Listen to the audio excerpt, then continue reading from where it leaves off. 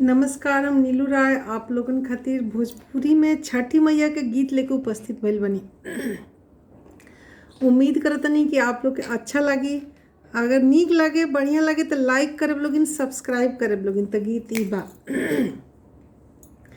ए गंगा बहे, जमुना बहे, सरजू बहे, तीनों तीर बेनी बहे।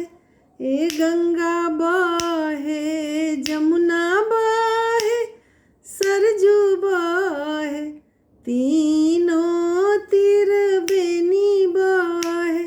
ए कोपी कोपी बोलेली छठिया मैया, सुनिए सेवक लोग। ए कोपी कोपी बोलेली छठिया मैया, सुनिए सेवक लोग।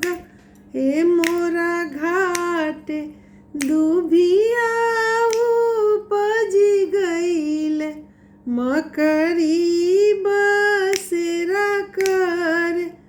ए मोरा घाटे दुभिया उपजी गईले, मकरी बसेरा कर।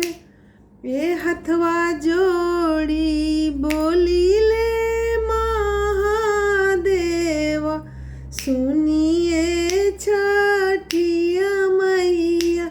ए हथवा जोड़ी बोलीले महादेव, सुनिए छठिया मैया।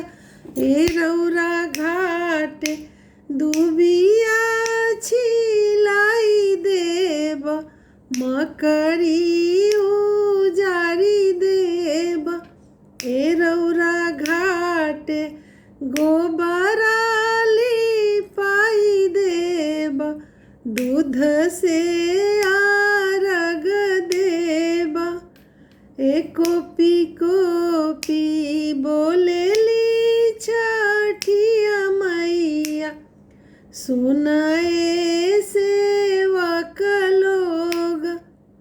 ए हमरा घाटे दुभिया उपजी गईले, मकरी बसेरा कर। ए हथवा जोड़ी बोलेले नीलाभ बाबू, सुनिए छठिया मैया। ए रौरे घाटे बेदिया बनाई देब, चनन परोरी देब।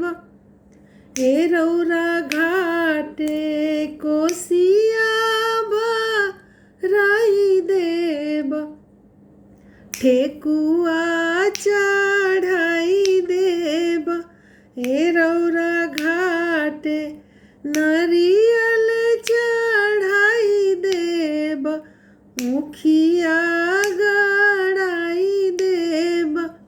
ए रौरा घाटे सुपवा